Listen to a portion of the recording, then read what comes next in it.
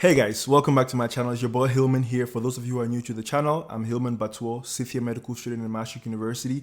Final year medical student in Maastricht University. Point of correction, it's crazy. But in this video, I'm going to be talking about how it has been for me over the past 6 years studying medicine in Dutch as the only non-Dutch native speaker in my class. Now, before we start, disclaimer, there were 360 something people in my class. So there is realistically a likelihood that I missed another non-Dutch native speaker in my class because, you know, we have a tutorial system, PBL system, where you can easily miss classmates, where there is a chance that there's another non-native Dutch speaker, which I just did not come across.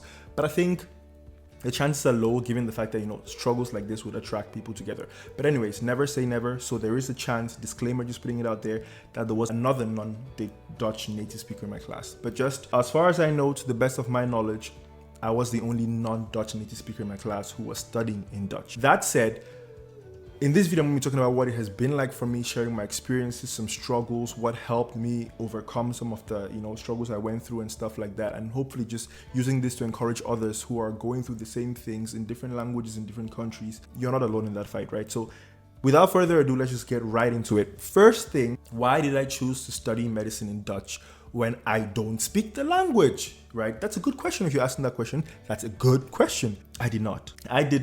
The thing is, I've made a couple of videos about this, so just check that out if you want a more detailed explanation of how I eventually got to study medicine in Dutch. But a brief summary is, I came to the open day. It became clear to me that if you speak both languages, you have a higher chance of getting into medicine than if you just spoke one language. I went back to my language teacher, told her, can we fast forward my language classes because I was already doing well? She said yes, we fast forwarded. Instead of doing it in 2 years, which was the original plan, I did it in 7 months. I got into medicine indeed. I applied for the English track, but I got in. My number was not high enough for the English track, but it was high enough for the Dutch track. So all I needed to be able to finally study medicine was the Dutch exam. So you can imagine the excitement when I finally got my Dutch exam grades and I passed all of them in one go. That was crazy. And I think that excitement, it's overwhelming, and it kind of, just overshadows everything else, where you don't even think about the fact that you're going to be studying in a language, studying medicine in a language which is so unfamiliar to you. That excitement of finally getting to study medicine, finally, coming, that lifelong dream coming to reality. You don't care about these things. And I know that it's a sentiment which I get re-echoed by a lot of people who reach out to me with a similar struggle of studying in one language, but then not having that as a native language. You don't care about those things when you get accepted, You're just like, I'm finally getting to study medicine and that's it. Language, circumstances, culture, it don't matter. I'm finally getting to do what I want to do and what I think I love to do. So I had the same emotions running through me. So I never really thought about the future until I got there, right? And then reality hit. Maastricht University, first of all, has a unique system. It's the problem-based learning system, which means there's more emphasis on tutorials than lectures, right? So if you miss tutorials, you miss a chunk of the material that is coming in your exam. Whereas if you miss lectures, that's not that consequential. So contrary to other systems of education where, for example, in Germany, you just have typical lectures, go home, study material, come exam, you're good.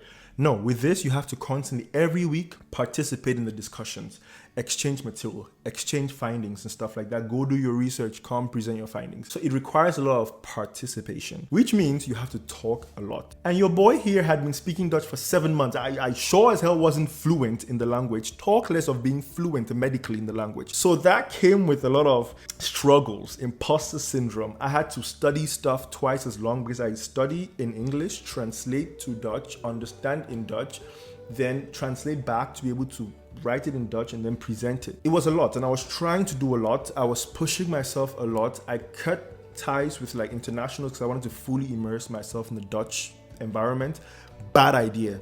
Regretted, bad idea. But anyways, I learned from it. But that meant I had to read Dutch books. I wanted to read Dutch books too. Read Dutch books, translate the knowledge to English, understand in English, translate it back to Dutch, be able to, explain to my classmates. That took way more time than normally would take to just study in English and present in English, right? So all these things were part of that process.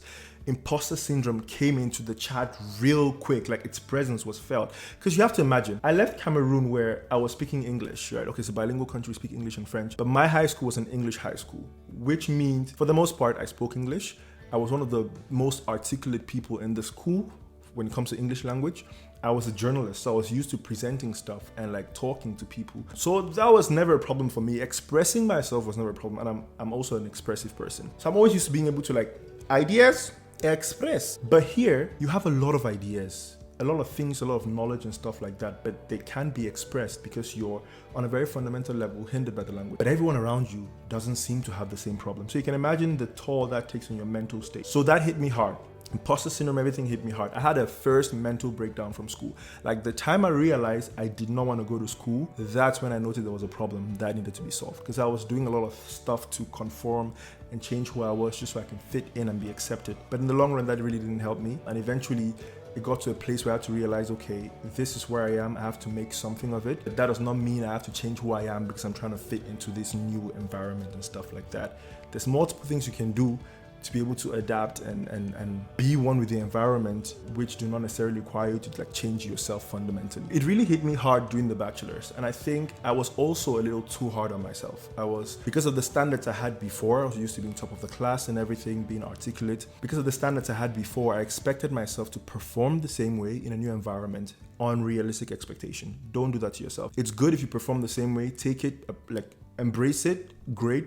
But don't expect yourself to function in the same way in a completely different environment with different parameters and stuff like that. That's not always realistic. So I was too hard on myself in the bachelor's, and I think that just prevented me from just fully being present and experiencing it. So that's one thing I definitely want to advise people. Don't be too hard on yourself. In the bachelor's, it was a lot. And every time I had like a suboptimal performance or like I failed a course and stuff like that, I blamed it on the language. You can always study harder. You can always start from yourself. Start from what could I do better, and then go to the circumstances that were surrounding what happened to what other people could do. That's normal, trajectory to take. Don't start with the circumstances before coming to what you could have done better, because you can always do something. That's all you can control.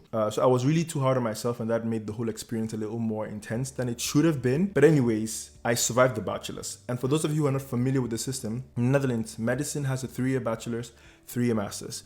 Bachelor's is theory, class work. The master's is rotations, clinical rotations, and all that stuff. So I was finally done with the bachelor's, and it was time for me to go to the master's. And there's that tension, when going to the master's. I just made a video about advising other like international students who do the bachelor's in English and have to transition to the master's in Dutch, just what to keep in mind, because that can be a very overwhelming period. Thankfully, I did a lot of my bachelor's in Dutch, so I was already more or less ready, but still, it's the clinics, it's the practice, it's the real world, and you have to like adapt and see how that goes for you and how you cope with that as well. But I was excited about it. I was really looking forward to it. But of course, there's always that fear of like, okay, am I going to be able to articulate myself properly? Am I going to be able to understand the dialects in the small peripheral hospitals and all that kind of stuff? But I think for me, this is where the switch was made. This is where things changed for me.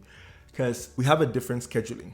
Everyone has their own trajectory in the masters. The rotations follow a different order, so you're not always doing things, in blocks like you did in the bachelor's altogether. So for me, I also got space in between like vacations to travel, go see friends and stuff like that, which I would normally not have, because in the bachelor's you only have the summers, and then when you're traveling, other people are traveling too, so you cannot really get to meet people. And now I had spaces in between where I could go to like Budapest in January and be with a friend there for like a week, because I have a break and he doesn't, so like I could stay there. And that traveling on the one hand really exposed me to other people who are having the same struggles and how they're coping with it in a more flexible, in a way less stressful way.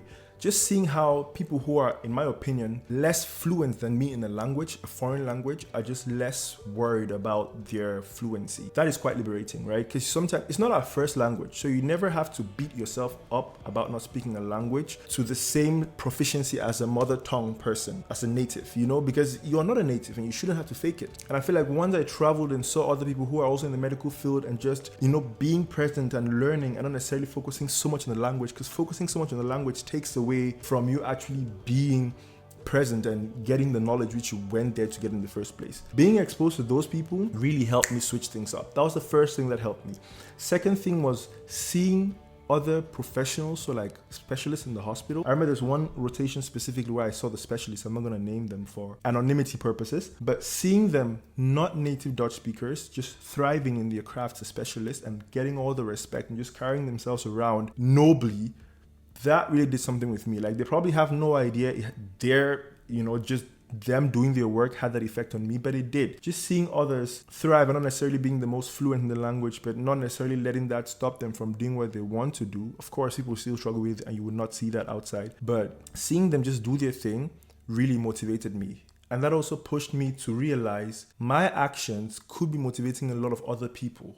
You know, just me being present and me showing up when I have to show up, doing the stuff I have to do, could be really motivating for a lot of people, where if I stop, you know, that could also, like, you know, affect a lot of other people. And this has been re-echoed in the people who are reaching out to me saying, oh, I see your videos, you know, people in Iceland, people in Turkey. I study medicine in Turkish and Icelandic, and it's just so stressful and stuff like that. But seeing your videos and hearing your story motivates me to believe I can also do it, which is true, because as you can see, I don't have two heads. If I can do it, you can do it too. But it's just a matter of having the perspective and being able to, you know, being exposed to people who have done it. Seeing something really makes you also believe more in the ability to accomplish that thing as well. And I feel like that for me was really instrumental. Just seeing other people who are embodying it and doing it and not being native speakers but just thriving in their craft as specialists, that for me was groundbreaking. For me was really groundbreaking. And I guess I just want to end this video with a word of encouragement. It has been hard. I'm 6 months away from the end, 7 months now till I'm a doctor, and I feel more confident in the language now, because actually for a lot of people, like it was for me too, it's just about a mental switch. Like you just have to switch things up here, because you can actually physically speak the language. Like you can articulate everything you need to articulate. You can communicate effectively, but it's just the belief, the self-limiting belief of I'm not as good as the others, I'm not as good as I want to be, that keeps a lot of people back. That kept me back for the longest time until I experienced something different and made the mental switch for myself. So whoever is out there, whether you're studying medicine or something else in a different language, in German, in Turkish, in Icelandic, in French, in whatever language which is not your native language, don't be too hard on yourself. Find a tribe of people you can relate with. There's multiple people online posting videos about their experiences and their struggles and stuff like that. That's why I'm posting this video as well, so you also get to know about it. Find a tribe of people who relate with your struggles, because sometimes talking to family about these things does not necessarily help, because they can relate with your struggles. It's something you go through yourself. Finding people who can understand that really goes a long way. So that's something. Don't be too hard on yourself. Find a tribe, but ultimately it gets better. The more you speak a language, like anything else, the more you intentionally speak a language, the better you get at it. Like now I'm at a stage where I walk through the country confident, because I know anything that happens, any formal or informal setup, ik praat gewoon Nederlands. I can speak, I can, you know, change dialects. I can, you know, speak like a Belgian sometimes if I want to, or speak like a Dutch person. You know, it's like the flexibility that comes with just more practice, but it gets better. And as long as you don't give up, it's eventually going to get better as well. So I just want to encourage someone, motivate someone. If you are in that situation, you find yourself in that situation where you're struggling with the language, it gets better. If it's really difficult for you to cope with it, seek help. I offer coaching, I offer mentorship and stuff like that. Also for aspects like this, reach out if you need help. I am here to help. There's other people as well who are here to share their stories and stuff like that. But you're not in this alone, and there's no reason why you should abandon your dream because of the language. Because if I've done it, you can do it too. I hope this video was encouraging to someone. If you like the videos I make, feel free to like, subscribe, share. Let me know in the comment section if you found this helpful as well. But until next time, guys, stay blessed and peace.